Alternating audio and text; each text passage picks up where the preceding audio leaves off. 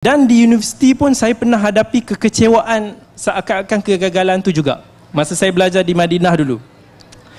Masa belajar di Madinah saya dah tukar dah. Dulu saya suka ponteng, tapi masa belajar di Madinah saya tak suka ponteng. Dan saya tak akan ponteng. Melainkan ada sebab-sebab yang very tak boleh nak dielakkan. Pada tahun satu tu, saya biasanya kalau kelas, orang-orang Malaysia biasa masuk kelas dia akan duduk kat mana? Belakang sekali.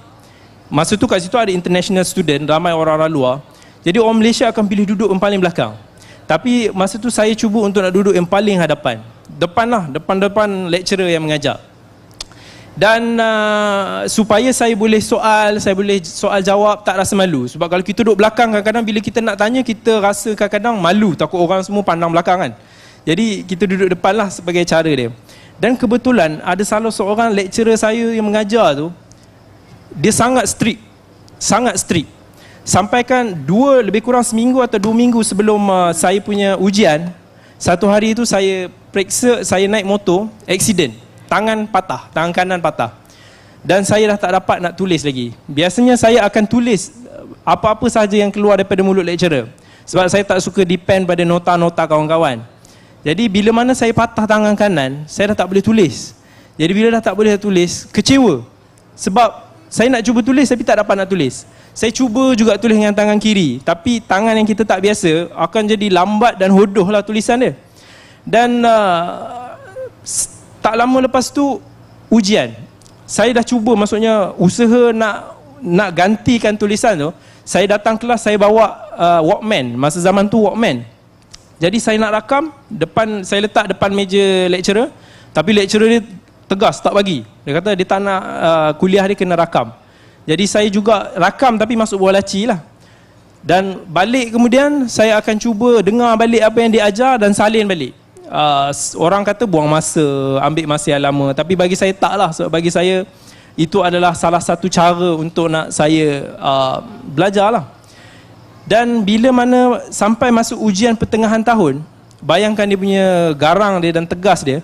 Bila kita nak tulis tangan kiri dan nak tulis jawapan tangan kiri, mestilah lambat.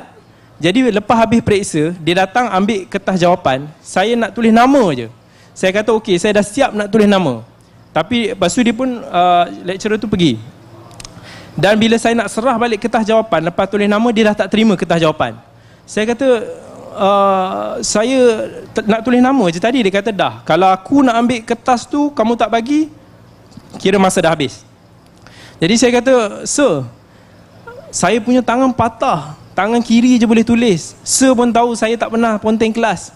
Dan saya sentiasa duduk depan untuk nak belajar, saya bukan main-main. Tapi dia kata, tak. Masa tu Arab kan, dia kata, tak ada lah. Jadi saya pun balik dalam keadaan yang kecewa. Sebab markah midterm saya terbang macam tu je, atas usaha yang selama ni kita dah buat bersungguh-sungguh. Dalam keadaan tangan yang patah, saya rakam, saya salin balik, ambil masa berjam-jam untuk nak dalam semua proses tersebut. Dan akhirnya saya pun dah hampir give up. Masa tu dah hampir give up, sebab saya kata, macam ni ke orang mengajar saya kan. Saya rasa macam dia tak appreciate sebab seorang student yang cuba nak belajar tu betul. Tapi setelah berapa ketika, akhirnya saya tanya balik diri sendiri, berapa besar sangat ujian yang saya hadapi ini. Takkanlah kerana saya dilarang untuk periksa untuk nak serahkan kertas jawapan, saya dah nak give up. Jadi saya fikir apa tujuan saya datang belajar ni sebenarnya? Sebab markah ke? Sebab nak ilmu? Dan saya pun fikir balik, saya compare balik macam mana ilmuwan zaman dulu belajar dengan apa yang saya lalui. Saya rasa macam apa yang saya hadapi ni sangat kecil. Memang tak boleh di-compare. Jadi saya fikir bahawa saya patut kuat. Kalau saya nak terus sukses, saya kena strong untuk hadapi benda tu. Dan Alhamdulillah saya positif balik dan saya pun datang kelas macam biasa.